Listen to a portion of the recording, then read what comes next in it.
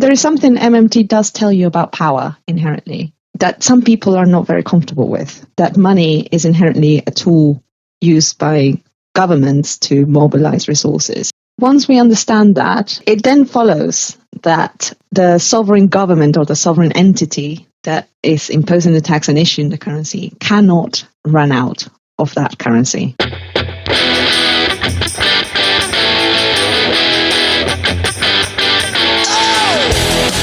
This is the MMT podcast with Patricia and Christian Riley. Hi, I'm Christian Riley and welcome to the Modern Monetary Theory podcast. You can find us on Twitter at MMT Podcast, and you can support the show by going to patreon.com/MMT Podcast. For as little as $1 a month, you can get early access to all our episodes and patron-only episodes. A big thank you to all our supporters so far.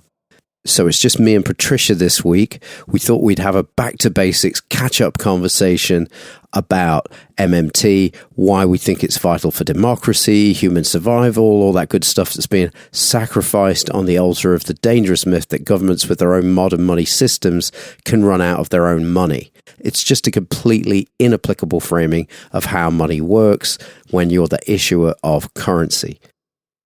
As an individual, you don't worry about running out of emails every time you send one. You don't worry about where the points come from when you're keeping score in a game of Scrabble or running out of those points. And that's how a government is in relation to its own money. It's the scorekeeper. It keystrokes into existence and moves around what we call money by changing numbers on a spreadsheet. So, as Professor Bill Mitchell says, MMT is a lens that allows us to see this reality clearly and enables us as participants in a democracy to think about what policies we want to vote for with that reality in mind, rather than various unhelpful, confused mythologies about money.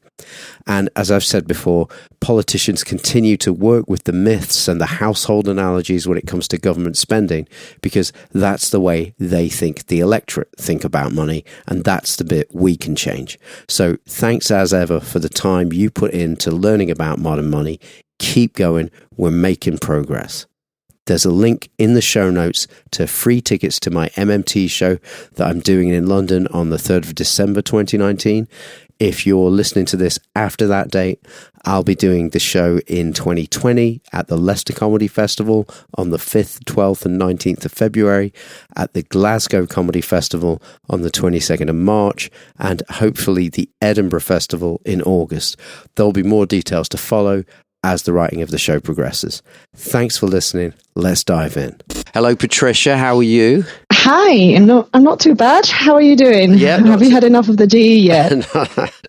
Not too bad. No, I think we're just warming up. What I wanted to do is have a thing where if somebody had just stumbled across this conversation, we want to get them up to speed about what MMT is.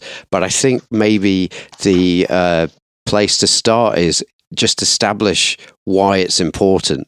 Why you should continue to listen to this podcast if you've just accidentally clicked into this. Why is MMT important? MMT gives you an understanding of our economy, which will allow you to make the right decisions or informed decisions when it comes to politics and when it comes to general elections, such as the one that we're having, and in terms of looking through what politicians are saying and actually seeing through their ideologies and actually understanding what is it that they want to do. It just makes things transparent, don't you think?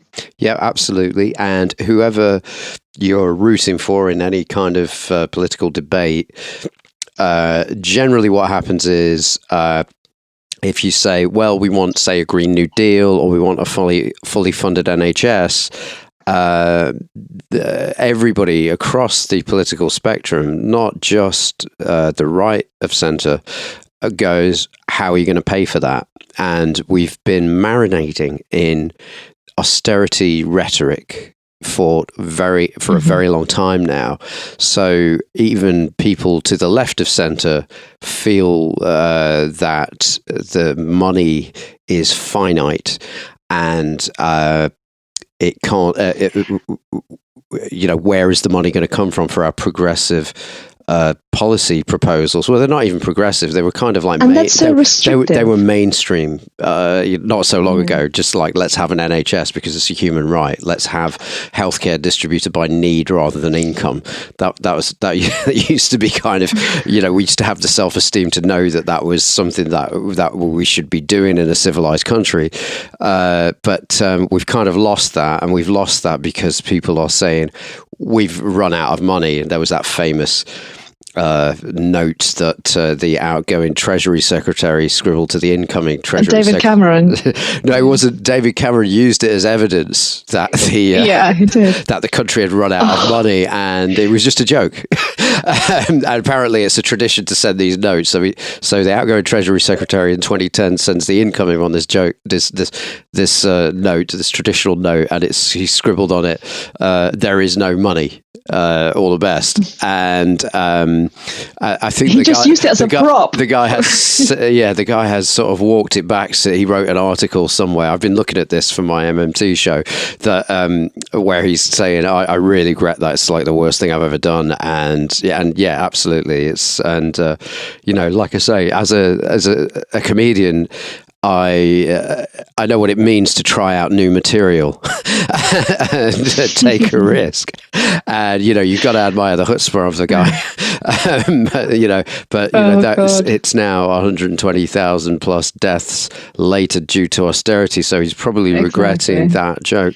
So MMT talks about the nuts and bolts, the monetary operations of, like, what is money, where does it come from?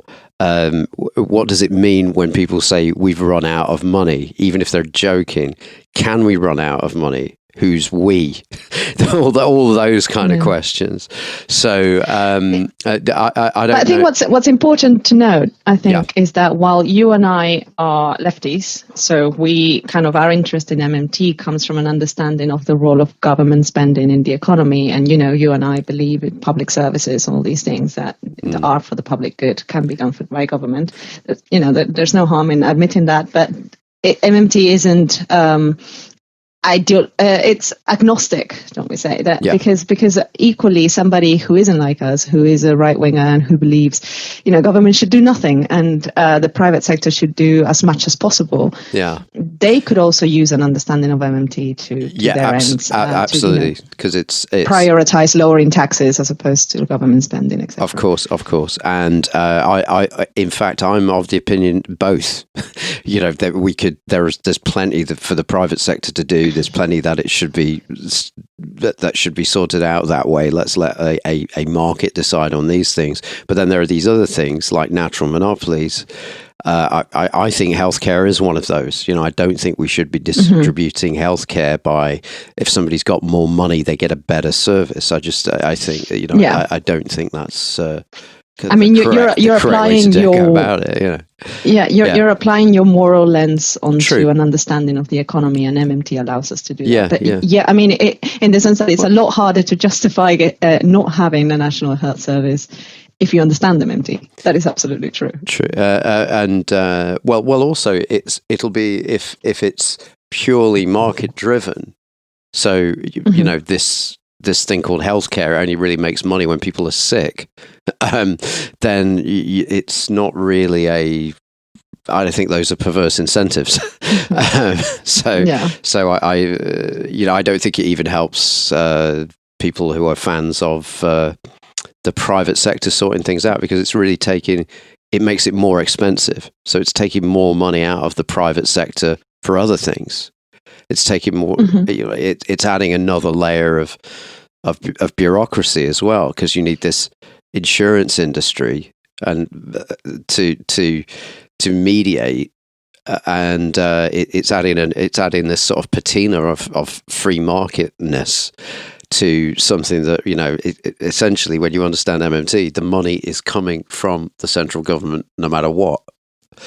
I think if the government's paying for it, then they should be the ones responsible for whether it's a success or a failure. But anyway, we are getting into ideology there. Sure, but there is something MMT does tell you about power inherently. And I think that's a lot of the time in economic circles, part of the reason why MMT hasn't been kind of so embraced so willingly, you might say, is because MMT does tell you something about power that some people are not very comfortable with. And that is that that money is inherently a tool used by governments to mobilize resources, and it assigns an awful lot of power to governments to control markets, to set regulations on markets, but also to set the value of the thing that they issue.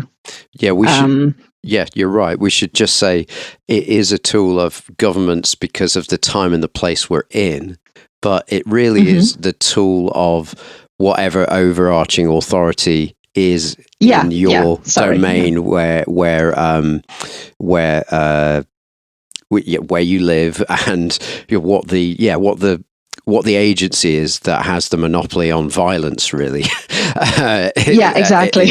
They are able to say what is money and what is not. And as John Maynard Keynes said, for at least the last 4,000 years, that states have been doing it, but also authorities that aren't states, but temple tax, things like that, going back for at least 4,000 years. You're right. It's about authority and who holds the ultimate authority, and that, I think, in itself opens up a lot of things that are generally hidden from people's views. Absolutely. So when people talk about free markets, for example, MMT shows you that there is no such a thing, and that actually somebody is behind the scenes regulating the market and setting the rules in somebody's benefit and in somebody else's detriment. And people, when people are told, oh, just let the free market be, this is hidden from them to some extent. And so people just kind of accept that markets are this kind of uncontrollable thing that just emerges from nothing. And so just MMT, as agnostic as it is, it does open up these implications, and some people do not like necessarily the political implications of MMT. And before MMT was a thing, we kind of knew that anyway. They called it the golden age of capitalism, that post-war period until the late 60s. And it's also known as regulated capitalism, as opposed to the thing that replaced it, neoliberalism. I think that's the timeline. Correct me if I'm wrong, P. Monetarism. Yeah, right. Yeah. It was all about putting the economy on automated, the money supply and automated pilot, basically, and the government simply tweaking everything else. It was, but Keynesianism was, although there are like various forms of Keynesianism and something people call bastard Keynesianism. That's what they. So it wasn't perfect, that period, but by all means. But there is knowledge there that we had, and for example, that we had during the war and in Attlee's government, that we have completely let go of. This idea that for example, that target unemployment and the budget will sort itself out. That's pretty much MMT, if you think about it. So we still haven't said what MMT is yet. Yeah, let's but for the record, MMT is a branch of post-Keynesianism, and so we'll go into it. We'll go into it now for the layperson.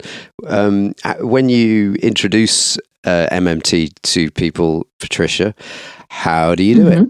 There are various methods that we can use, and I think in general, when people are not expected to be given a lecture on economics, I think in general, bringing attention from the financial constraints, this household analogy thing it's the way that we're used to talking about economics. Oh, how are we going to raise a tax to fund this or that?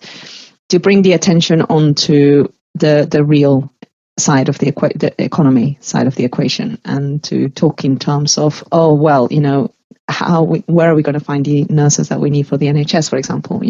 Does it matter that we have all the money in the world if we don't have enough nurses, etc.? So really, MMT, as Bill Professor Bill Mitchell, one of the lead academics in MMT, from the University of Newcastle in Australia, he will say MMT is not a regime that we're going to switch to. He hears commentary saying, people are saying things like when we have MMT and all of that kind of stuff. And it's like, no, we're describing how money comes into being right now. It's a lens for you to understand how money works. So we get... and then from that, there are some policy proposals that flow. But the point is to get the knowledge of how modern money works into everybody's hands, so that then the decision about what are we going to do now we understand how modern money works, what are we going to do with that power?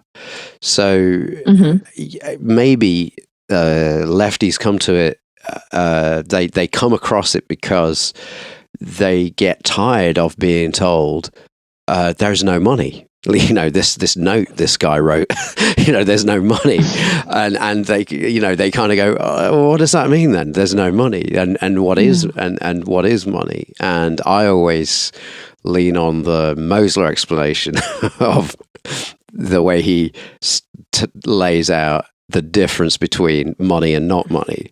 And he does this thing about, I'm going to turn litter into money right now. And he tries to get people to clean the floor in the lecture theatre and pay them in his business cards. And obviously nobody wants to do it. And then he says, look, I'm going to pay $2 per hour. Nobody wants to do it. I'm going to pay $10 per hour. Nobody wants to do it. And then what he does is he goes, oh, I forgot. I was just going to add one more thing. There's a guy at the door on the way out. There's only one door out. He's got a 9mm machine gun, and you need one of these cards to get out of the room. And there he goes, look, the man at the door is the tax man, and the tax man turns litter into money. If I take him away, this goes back to being litter. I'll drop it in the street. Somebody's going to have to clean it up. But the tax man there turns litter into money.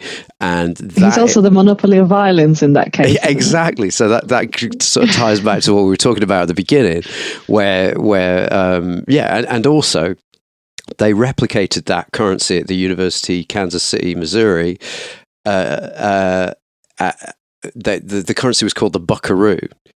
And so this experiment where there's a man with a machine gun at the door, it was taken. Obviously, they didn't use a guy with a machine gun. What they said was, you need to earn so many of these buckaroos to pay your tax. If you don't pay the tax, you won't get. You don't graduate this module of your course. So there we go. They have a monopoly on force in that respect. The university. So. And you could earn the buckaroos by doing community service. So you could say the public purpose in the small instance of that authority was they wanted to provision the community with student labor. So they put on a tax payable in these buckaroos, and they're just worthless pieces of paper without the tax. And then they go and do an hour of volunteering in various charities. And then they get paid from those charities in the buckaroos, and then they can turn the buckaroos into the people who issued it in the first place, which is the university, and they get their grades. And so that's kind of a way of turning litter into money. So would you say then that it's fair to say that as a first point of MMT, that we are coerced into using the government's money because of the authority and the imposition of taxes? Yeah, well, I always back up from that. I don't mean back out of it, but I mean go through, just go one stage back. And this is kind of what again Warren says, and all the MMTers say. The money story starts with a state wanting to provision itself. So in the case of the university, they want to provision the community with student labor. So they made that decision, and yes, now there's coercive force, making people need to earn these things. And in the case of a country like the UK, what we did is we voted on so in Warren's case, he wanted to have the floor cleaned in the lecture theatre. So then then what you could say is like, okay, let's turn that analogy into a country, into a democracy. What we're saying is, let's say Warren ran for office, that's promising, and he ran against a bunch of other people, and he said, look, I'm going to get the floor cleaner than the rest of these other people. And he won an election based on the fact that he was going to get the floor cleaned. So the idea is, it's coercive, but the community itself, the people under its authority, under the authority of this monopolist of force, has legitimized. They have granted. They have give you the permission to do this because we wanted the floor clean. If the guy who said no, I'm all for dirty floors, and we want the windows clean, and that person won the election, they would then be putting the guy at the door with the machine gun, and until the windows were clean. And in the case of our democracy, such as it is in the UK, if we vote on, we want schools, or we want soldiers, we want, then the government's going to have to use a policy tool to move the people out of the private sector into the public use, and that policy tool is the currency. So the idea is, there is this entity using its monopoly on force, but it gets its legitimacy from winning elections, such as they win elections and such. Which is why I think a lot of democracy is a very important thing for the MMT activists. Yes. Yeah. And an understanding of MMT actually highlights the importance of democracy, because once you stop it, because the implication is, of course, if there is no free market, then who controls it? And the answer most of the times is government. Then it becomes very important to democratize government in as much as possible. And I think that's another positive aspect of MMT. Yeah, and if you don't know how the modern money system works, you're working with bad information, and therefore and if the whole country is in that state, democracy is only democracy to the extent that we've got good information and we can make informed choices. So I think that's why we do this podcast. So that's the whole point. So that's why we think it's important that if we want to call ourselves a democracy, we need to know how our systems work, particularly this kind of pretty much the most potent system that we use in a country that has elections and decides on things, like decides that there's a public purpose to doing certain things, and like we say, the market. I have a day job. I go out. I do comedy at stand-up comedy clubs in the evening, and people pay me for it.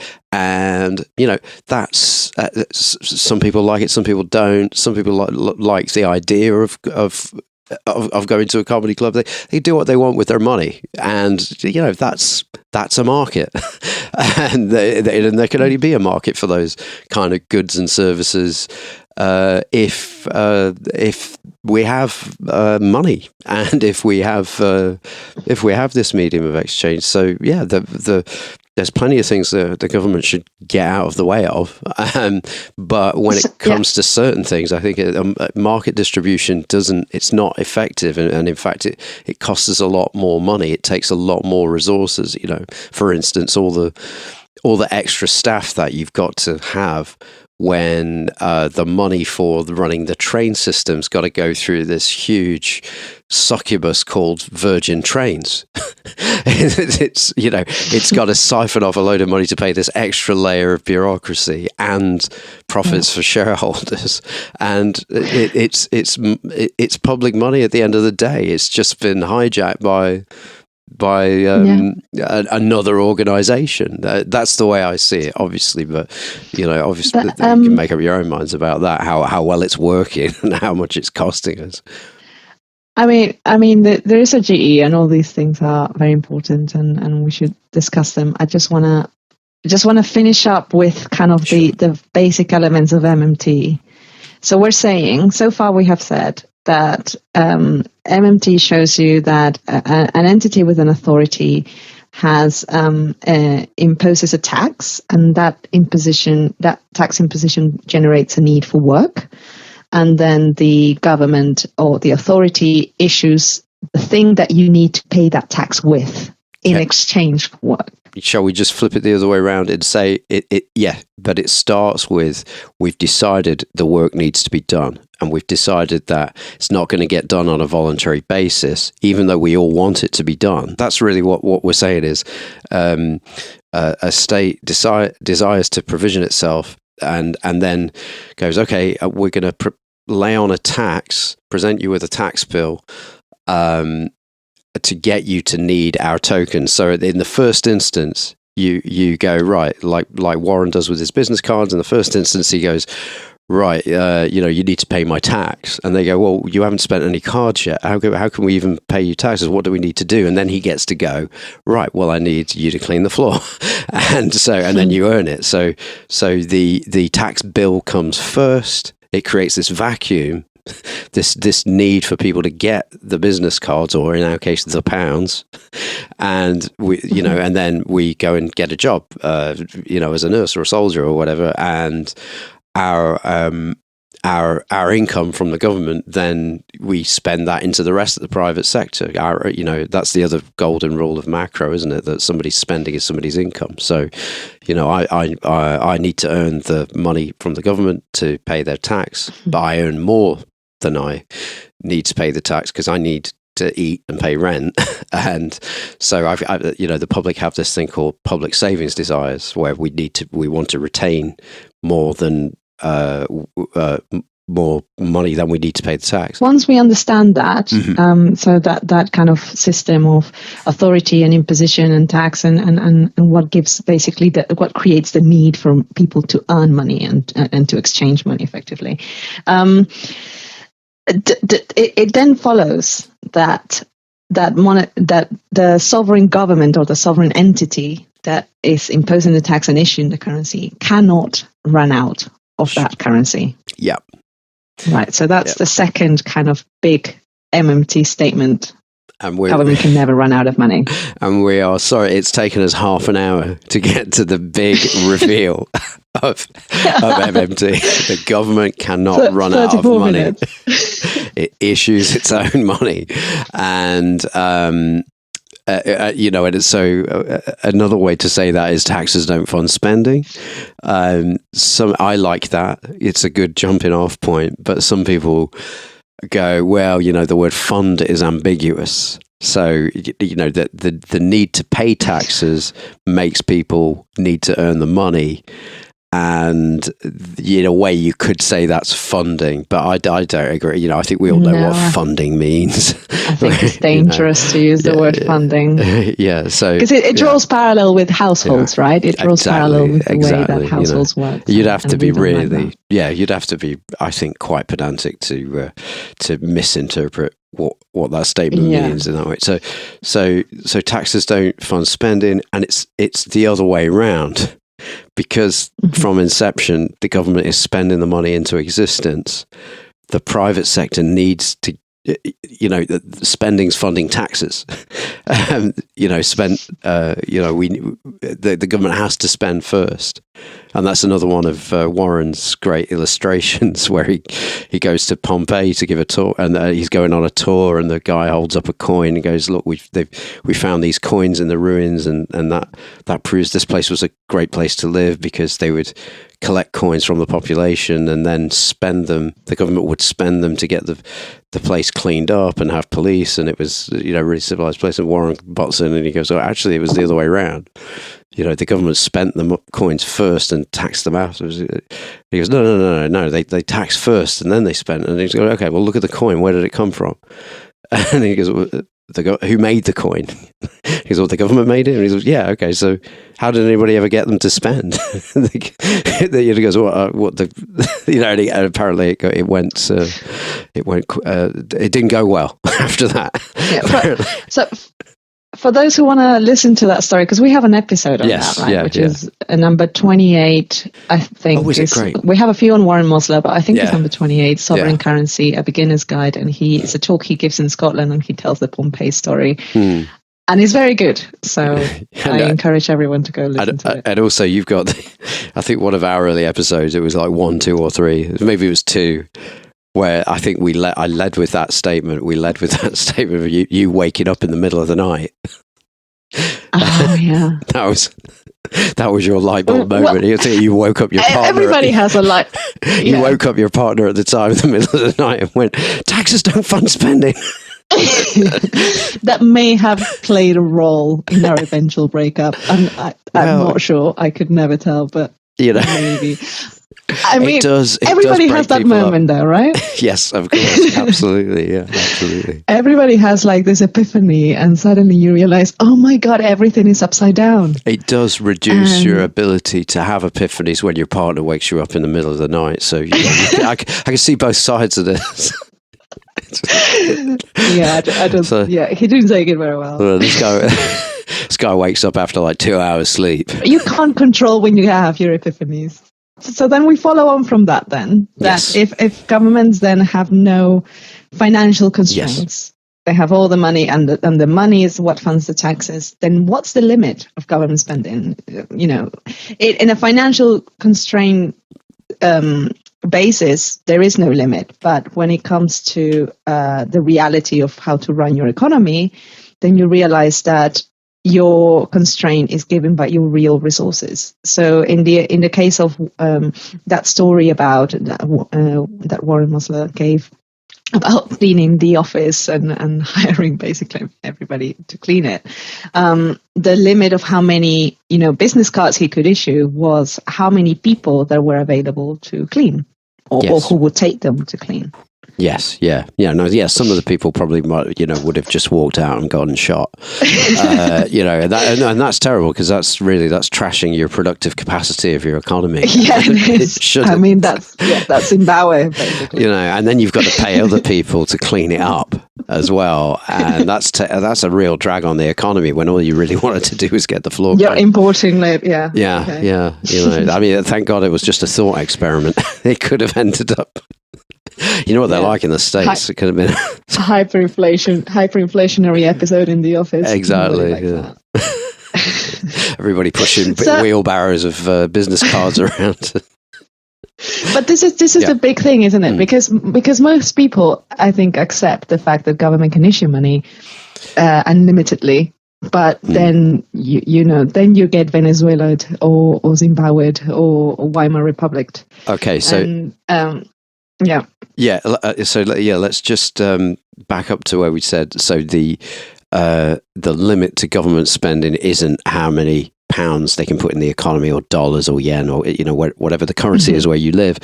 The limit is the real stuff. So there's a number of ways to say it. So we should draw a distinction between there are real resources. That's, human labor as well as raw materials, as well as the products those raw materials and the human labor make. That's real stuff. And we say that's real resources or real wealth. And then there's nominal wealth, as in wealth in name only. And that's what I mean when I say pounds, dollars.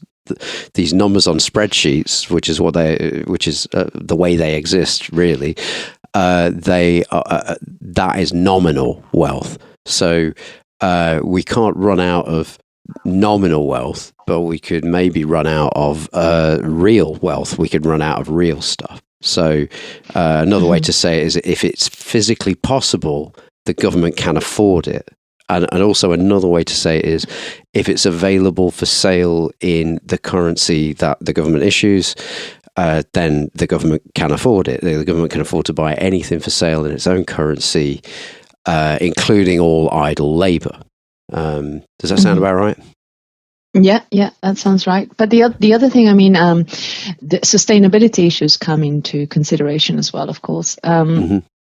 There is a really good film I watched recently about a woman and who was a beekeeper, and I'm not going to go into detail of the film, but one of the big moral lessons in the film was that she had to when she took out the honey from her bees, she made sure she only took half and left half.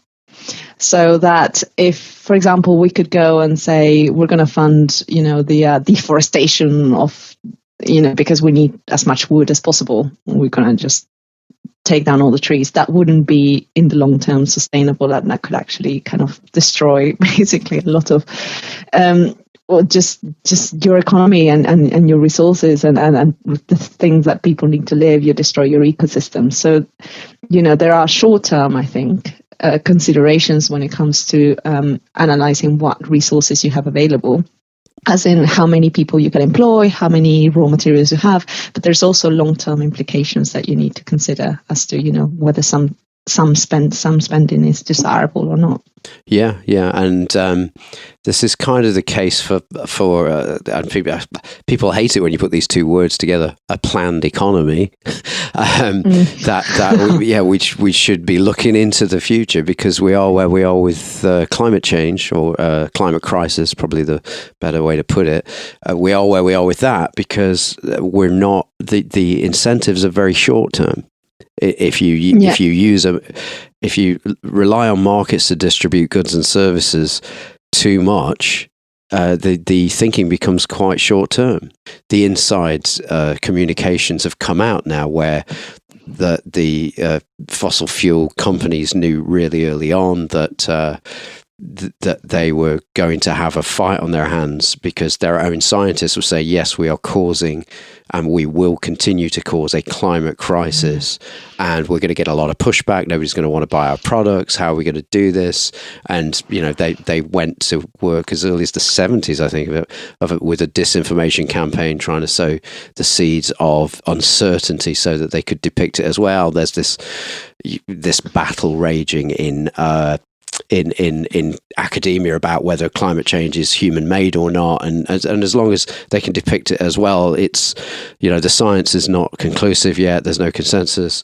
As long as they can do that, then they can say, look, the people who want to curb our economic activity based on this thing that's still being debated, they're not being rational. They need to wait until the results are in. And but to be that's just a long-winded way of saying that instead of them dealing with the reality there, they've constructed an alternative reality because profits. And, so the profit motive is not getting us to where we need to be in terms of like sustaining life. Yeah, to be fair, there is all that you've said is absolutely true, and but to be perhaps give them a leaf here. There are efforts amongst people who believe in free markets, etc. There are efforts to try and attach a profit motive to saving the planet, and that sounds really contradictory, but they do that. If you hear what the Bank of England said recently, Mark Carney, he gave a warning to businesses saying that unless they innovated and became sustainable, that they would go out of business, because investors were interested in sustainable, they wanted to invest in sustainable businesses.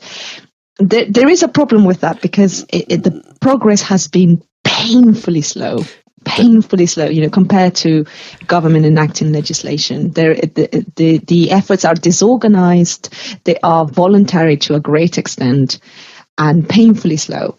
So that to me highlights even those amongst those who believe that climate can be just saved through voluntary means, even if they do truly believe it, it's massively ineffective to have voluntary action on a problem of this magnitude. It's disorganized, and eventually it's the same. We always compare it to World War II, because it's the sole example we have where we've needed massive organization of resources. And quickly. But if we've had voluntary action during the war alone, we wouldn't have won it. True. And it's the same principle, basically. Yeah.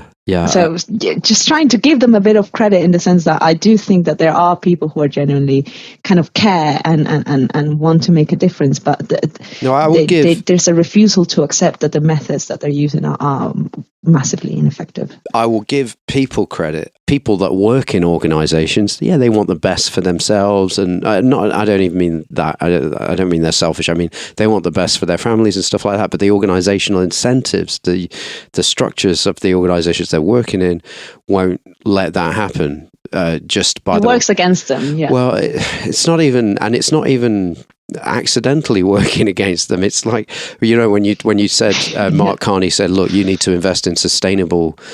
Investors want to invest in sustainable businesses, so you guys have got to get your act together. Well, it's just not true. Investors just want to invest in profitable businesses. They're not primarily, they're not even primarily. They will lose their jobs as investors if they don't get a bigger return than the next guy or gal. Well, that's the thing. So it's not. That's the incentive structure. The rubbish investors, the ones that don't make a good return, they get fired. They have to find something else to do. It's not. We're not going to shop. Right. We're not going to shop our way out of this.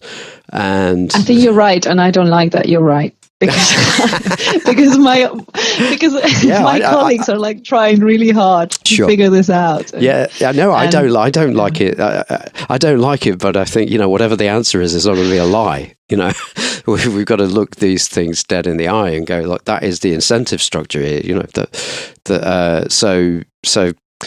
If there is another way to view that incentive structure, I'm all ears, but I think I've been paying attention and I can't see any other way around it. I think you're right. There is everything has to in a capitalist system, in a corporation, is profit seeking is the first paramount thing, because the company relies on profit in order to survive. This is the company, doesn't breathe, it doesn't eat, it doesn't have the same needs as other human beings. All it needs is profit. And it doesn't mean, this is not to offend anybody who's an entrepreneur, who believes in enterprise, etc.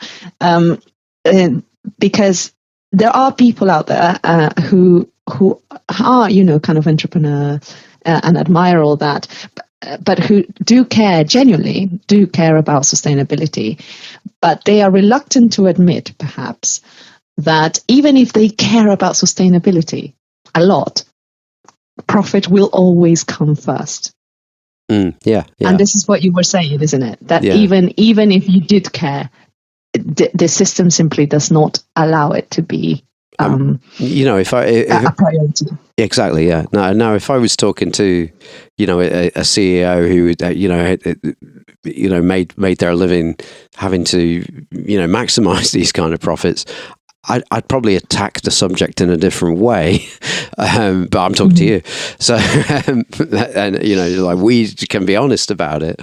I think I try not to be impolite to people's faces, these things kind of need saying.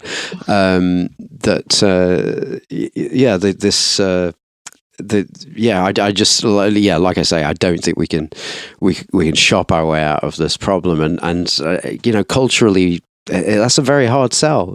People just think anything to do with regulation or an authority that's stepping in and going, no more, you can't do this.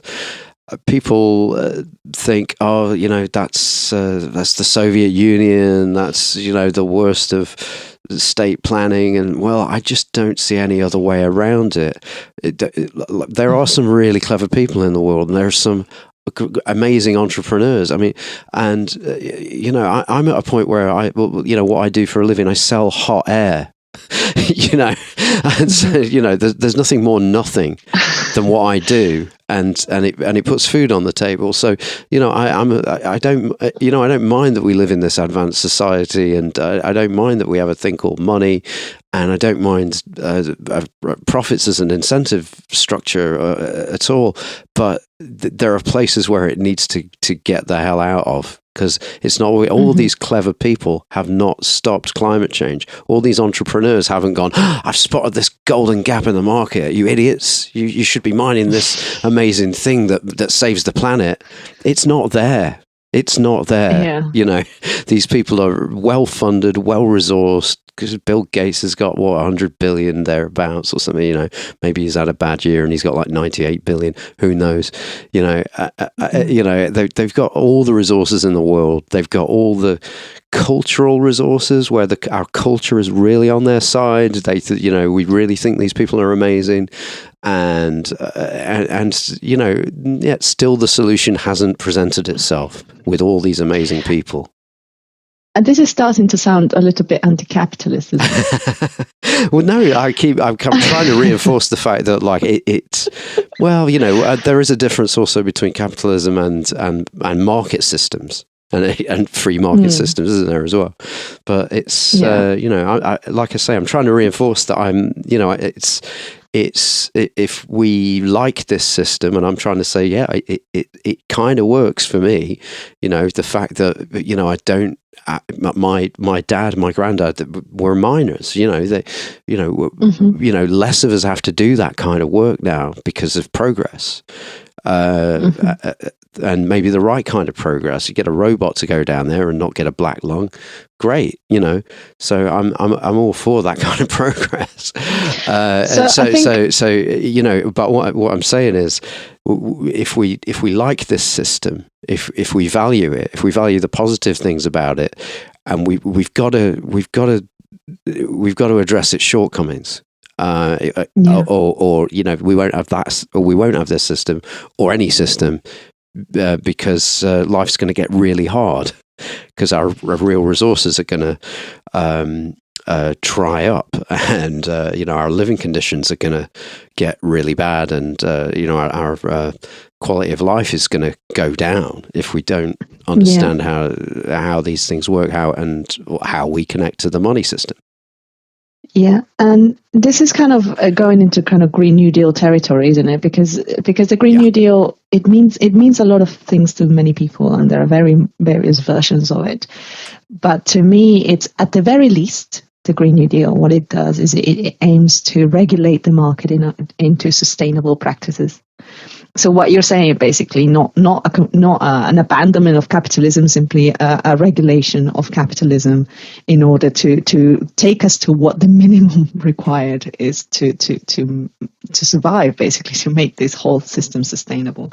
But on the other end of the spectrum, you can also have a Green New Deal that goes far enough, and this is a discussion that we're going to have as a society, and not just us, but, you know, societies around the world deciding on what version of the Green New Deal to have, about how far do we want to take this. And at some point, when you talk about reorganizations and regulations, at what point are you actually leaving capitalism and into a different system? Yeah, well, maybe that's the problem, is that the tag capitalism, it's probably not even the right word anymore, right? It's not. And they've become kind of meaningless terms anyway, or not meaningless, but they've got so many meanings. It's probably better to not even go. You know, as soon as you say capitalism, you've got to define, well, what kind of capitalism, and you know, it's dog ears, stand up. It's just got so many. It's just got so many meanings, and on top of that, it's also got these emotional connotations. You know, people have emotional reactions to words like capitalism, socialism, and it's good. You know, we have words to make them mean something, but if we want to get something done, and we really need to talk specifically about policy. So all I am advocating really is, when you come into a public space or a debate space, or where people are exchanging ideas, and you go, well, we can't do anything until we've abolished capitalism, or we can't, you know, and which is like, well, sometimes you've lost your audience. We're kind of not only have you lost your audience, but you've just said something really unproductive, right? You know, what we've got to do is just, let's do something that's better than now. Instead of like, right, we've got to just take this whole thing apart brick by brick, build it up again. Just go, right, here's what we've got. Here's our system. We've got a modern money system with a government that can't run out of money, and things that need doing. That we're being told, we can't do those because we've run out of money. And we've got this lens, economic lens called modern monetary theory, going, no, that's not how it works. Governments don't run out of money. They don't run out of their own money. So if you've got stuff that needs doing and materials and labor to do it with, you can actually have that. Then and you've got a population that knows that. Gone are the politicians that get to wag their fingers about fiscal responsibility and we're just going to have to let everything burn down, and we're going to have to let 120,000 people die from austerity because we've got no money, because look at this little scribbled note from 2010. We can change that. The power is in our hands. So I think it's very important to always, instead of going, well, this is, I have spent a lot of time moaning about the system here, but I'm going, the reason I'm moaning about it is because we can change it. We can actually change it. It's not hopeless. Money is not something that's sort of like created by a small number of really rich people in a shadowy conspiracy. And, how are we going to get it off them? And, it's like it's created by a currency issuing government when it creates the jobs that we all agree need doing. Yeah. So this is all like really good news. So again, that's what amazes me about the pushback on MMT when it comes from progressives. It's like we're trying to tell you can have nice things here, and so instead of like, well, we've just got to just dismantle capitalism and then we'll talk about what's next, it's like, well, before we get there, given we've got this, I don't know, what is it now, 9-year window to change the way we produce and consume to have a livable planet, we can work with this money system that we've got, it might just involve voting for non-bastards. Yeah.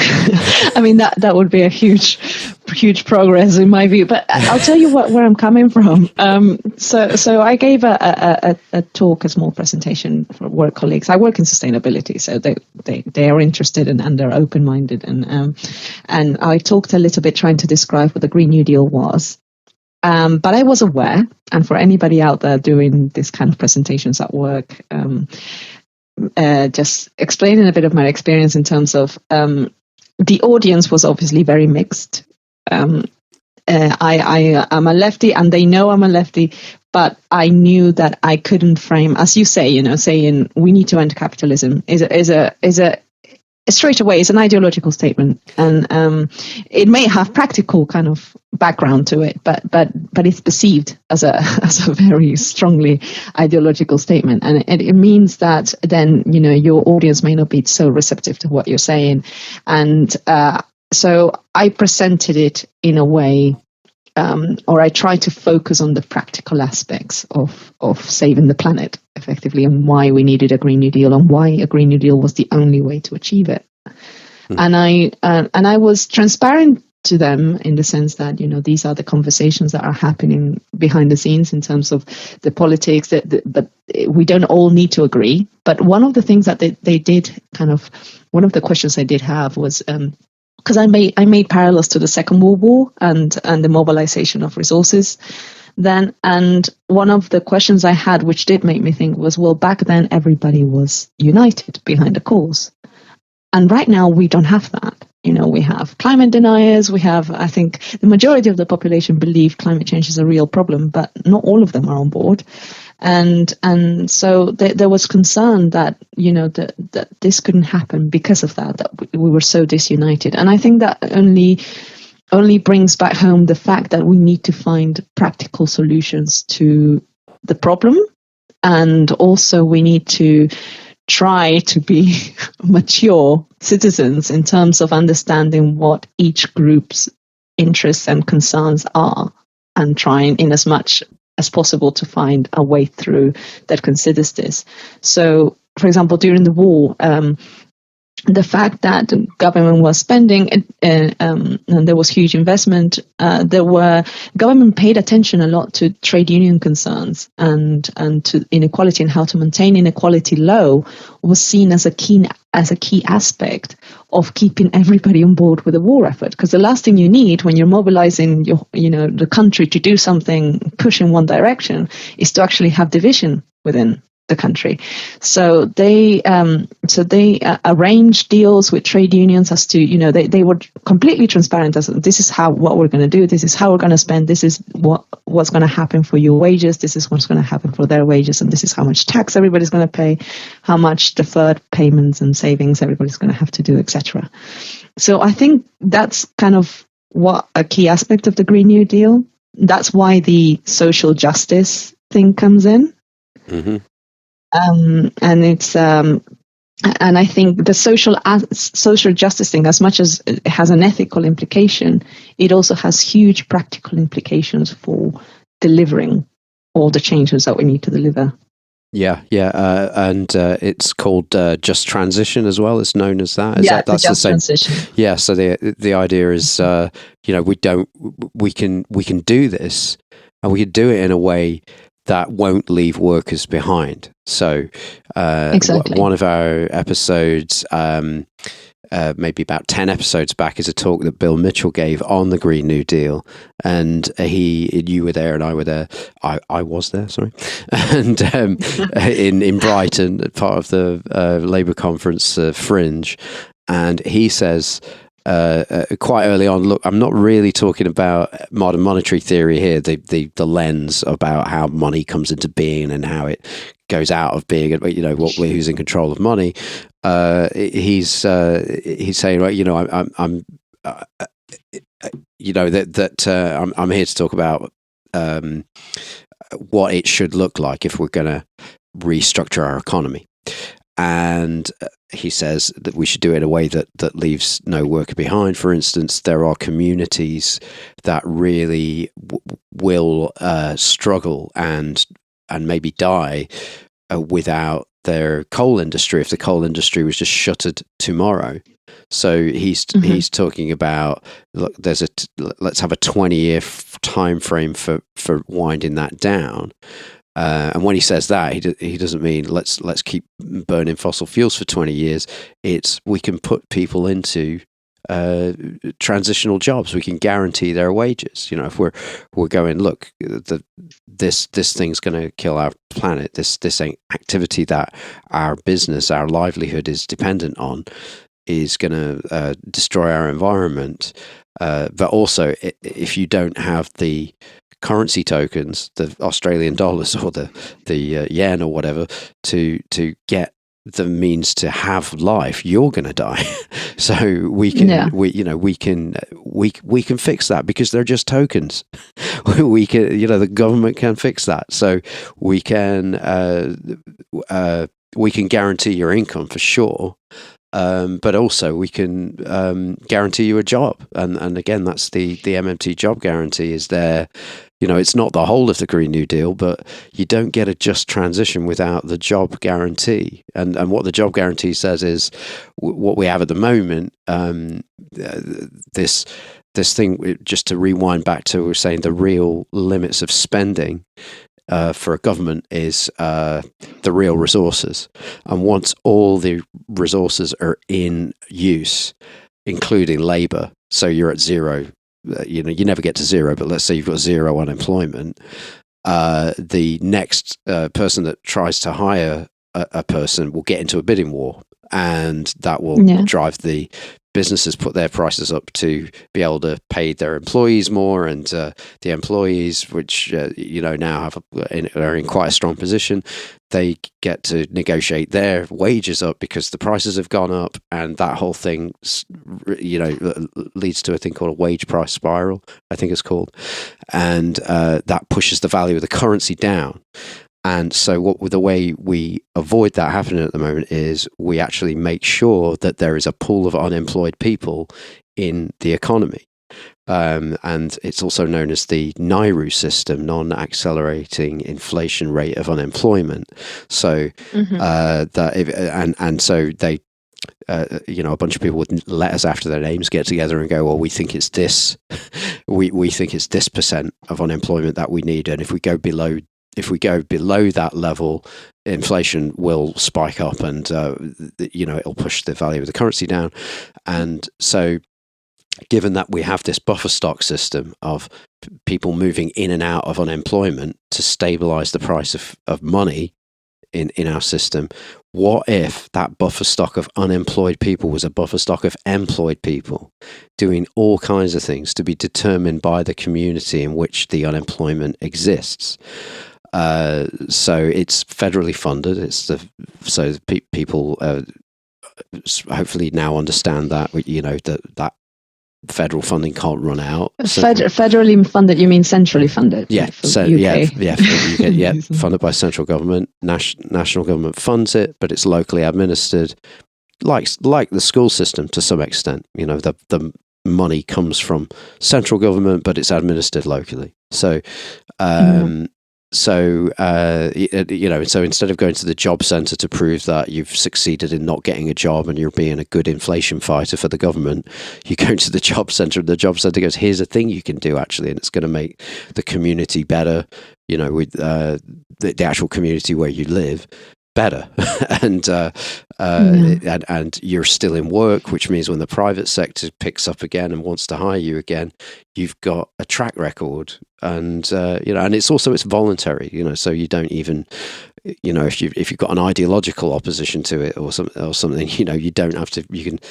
It's not work for the dole. You can have dole if you want to. It's just there for people. It's there to cure involuntary unemployment. People who are looking for work but can't find it. So those jobs like that, we can guarantee those, because, like we say, the government can't run out of money, and also it's kind of the way we do it at the moment. We guarantee people unemployment. We pay them to not work. Yeah, and the job guarantee is in the spirit of inclusion of the Green New Deal, and also in the spirit of maximizing the kind of the effort that we can put into it. So going back to the war analogy, there was this kind of notion that no human being could be just lying around doing nothing.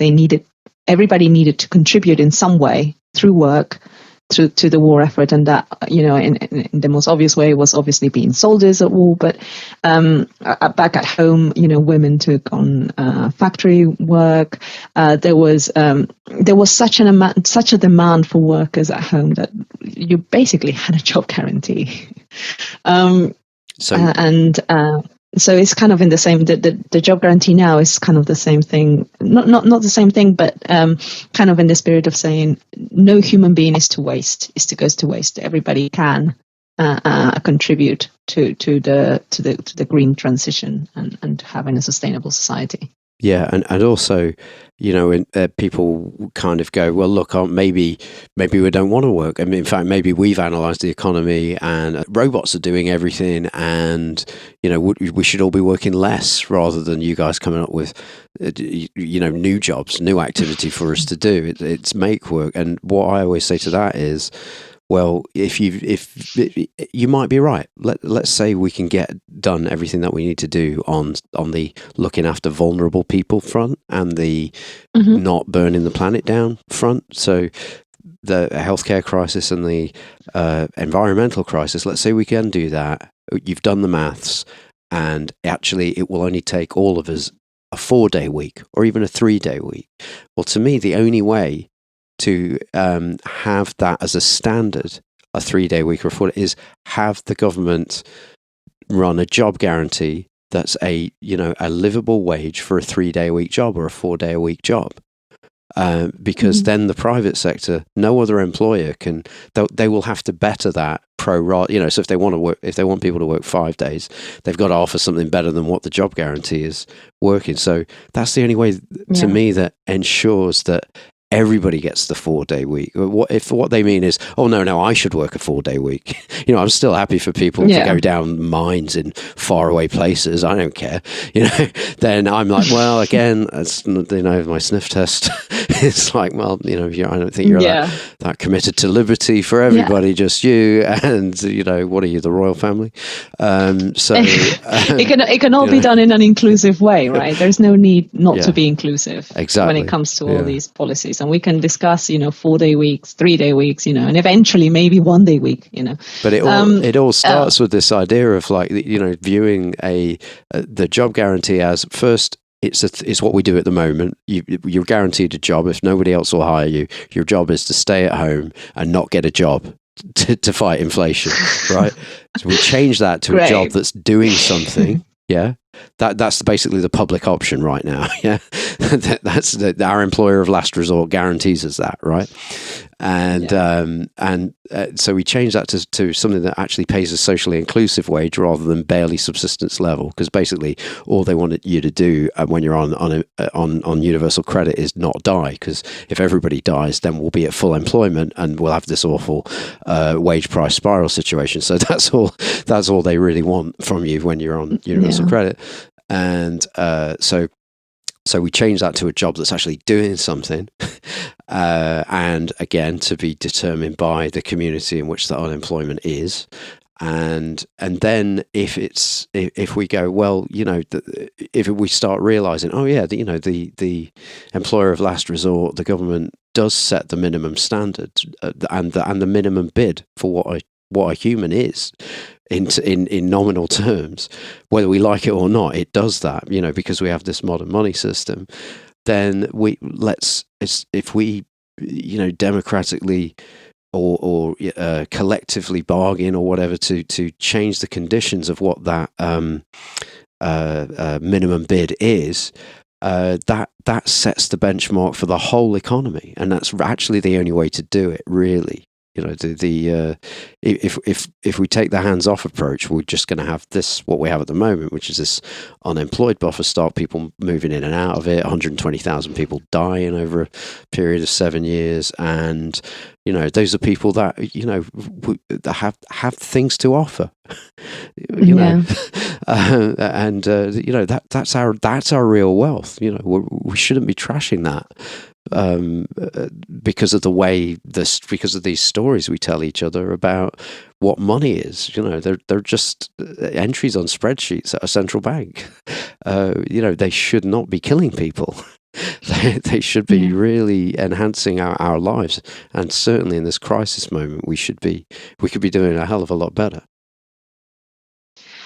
Yeah, and there's another aspect of the whole Green New Deal which is less discussed but equally important, and that is that, of course, there is, and this is often used by opposition, the Green New Deal, right? In the US and the UK, they say, well, the US can't fix climate change on its own, so what's the point of trying, right? Which is a really silly argument to make. But it's like going, the UK as well. Oh well, the UK can't fix it, so let's just do nothing. It's like going, well, we have these laws against murder, but murder still happens. I mean, why don't we just give it up? Why don't we? I mean, it's not working. We can't get everybody to agree to not do murders. So let's, what's the point of trying? And so I think people are generally good intentioned. I believe in the good intentions of mankind, and people are inherently good and they are compassionate. I think that part of the problem is that these issues are removed from them, and often they don't know what's going on, or trade policies can be equally destructive, but we don't know what's going on. As long as we get cheap avocados, does it really matter how we got them? No, it's true, and maybe some of that comes down to we're very busy. I think we've gone from, like, when I was growing up in the 70s, a lot of what was going on was that one parent would stay at home and the other parent made enough for an average family to live in a house and have holidays maybe it was Skegness rather than a foreign holiday or something, and have holidays and a sort of standard of living. We got a really normal standard of living. One adult person's income covered that. Then we moved to a place where it's like two adults. You need two adults in the household working to cover that. And then it moved to a place where it's like, not only do the two adults need to be working, one of them maybe needs to have two jobs. So and we know it's a fact that the productivity of the economy has not trickled down, to use that hilarious joke that Reaganites and Thatcherites play on us. It's not trickled down. It's not, the productivity's gone through the roof, but the workers' share of the productivity has not trickled down. It's gone the other way. So you now need to have a household working more hours to have the same standard of living that you did a few decades ago. And the net result of that is, you might only get a few hours to yourself in a week. Yeah. And you might not even with the best one in the world, you might not have time to read or, every single event that had bearing in the world on the way we live our lives, and let alone to do activism on top of that and write letters and get in the street and organize groups of people into pressure groups and things like that to change policy. Just staying abreast of the of what's actually going on is quite it takes quite a bit of time, doesn't it? And so I think even before we start talking about a 4-day week, maybe we could at least get back to a 5-day week. I know. I absolutely agree. Like when activists are saying, "Oh, let's focus on the poor kids in this country or so country," and when you see your own life and you see you're struggling and your own family's poor and you can't feed your kids, then I think it's perfectly human to say, wait a minute, what about me? And I think the more people struggle and the more people are pushed into kind of this terrible standards of living, the more an inequality causes that. The less we are able to focus on other people's needs. Well, also, if you've got less time to, absolutely, But also, if you've got less time to have a read for yourself and a research and think about, where is the source of this problem coming from, or where's the source of my problem coming from. If you don't have time to do that, really what happens is it opens up a huge gap in the world of ideas, the marketplace of ideas, for someone to come along with a really a simplistic solution, a quick story that can go into your head and it can go viral. Everybody you talk to and everybody they talk to, and the quick story is, what the problem is? There's too many people in this country. There's not enough stuff, and there's too many people, and it happens. It's just so predictable, and it happens. This lurch to the right. It's happened before. I think when people understand how the money system works, it's like, no, it's a case of not enough spending in the economy to give everybody a job. We don't have to send everybody away. Yeah. We can generate the spending to make to put those people who want to work, to want to contribute, to creating things, and there we go. Our economy recovers. It's not. The people are the wealth of the nation. They're not the tax of the nation. So again, all roads lead to understanding the modern money system. For me, when you understand that, it fights off this tendency to tack right at times of hardship, because people think, this scarce thing called money, it's being taken up by all these outsiders that have come in. And, if we didn't have outsiders to blame, it would be like, well, the people who live here that look a bit different to some other people or have got a different accent or something, they're the ones that are taking stuff, they'd start blaming it on Scousers or something if we didn't have, Do you know what I mean? Just, they would target a minority group, and obviously the minority group that always gets targeted is people that can't fight back, the jobless, the low income people. They don't have platforms. They don't have ways to build power. We go into all this and we expand and we realize the huge mess we're in, right? And has that ever happened to you? Like it's happened to me recently when I speak about Green New Deal and it started in something really small like agriculture and end up describing the huge problem, and then we look at each other and go, oh my God, we are so screwed. but that's the point of MMT. Yeah. Because every time somebody turns around and goes, oh, we're screwed. You unpack it and they go, well, look, we're going to run out of money if we do it like that. And you go, no, we're not going to run out of money.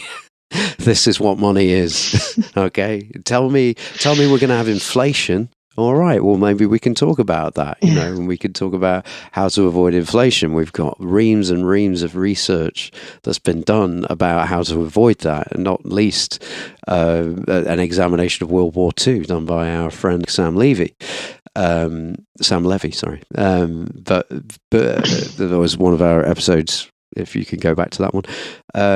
But we can't afford this in money terms. That's really what we're here to. We're trying to kill that, right? Yeah. Whatever we do, whatever action we take, and we've discussed quite a few things on the political level as to what the issues are, but whatever decision we make as a society as to the next actions, they have to be informed by MMT, or we simply do not stand a chance. Yeah. Another way to say I think another way to say it would be it has to be informed by reality. Right. Oh yeah, MMT is reality. Yeah, this mythical idea that money's like dug up out of the ground, or it grows on a tree, and some years there's a good crop and some years there's a bad crop, and we can just plant our seeds and hope, for rain or something. It's not like that, Yeah, and that episode with Sam Levy was number 33, how Uncle Sam paid for World War II. If anybody wants to listen to that, it's a really good episode. I really enjoyed it. I think so. I think we were all really good in that episode. Oh, it's 32 and 33. Yeah, you're right. Yeah, we were all very good in that episode. I think so, in my humble, unbiased opinion. Yeah, you were particularly good. No. It was all you. I think it was all. Okay, we'll just give it to Sam. Oh yeah, God, he was there too, wasn't he? Yeah, the actual PhD scholar. That did the actual work. Yeah. He was pretty good too, wasn't he? he was a good supporting act. And with that, this is the MMT podcast at MMT Podcast on Twitter. And if you want to talk to P-Dog, she's at Patricia N. Pino on Twitter. And always a pleasure and a privilege to talk to you, Patricia. We'll talk again in a few days' time. All the best. Likewise. Yeah, all the best. Bye.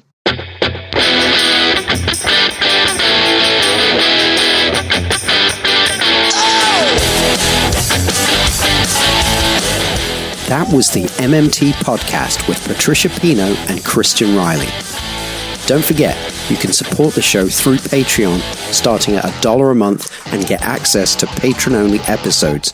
You can do that by going to patreon.com/MMT podcast.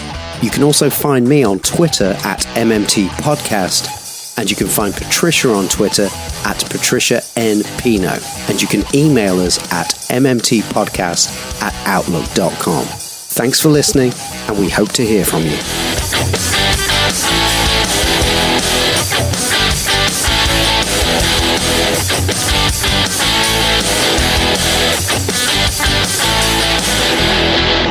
I was just waffling on anyway. So you never waffle. I'm going to take that piece of audio and play it to my fiance periodically.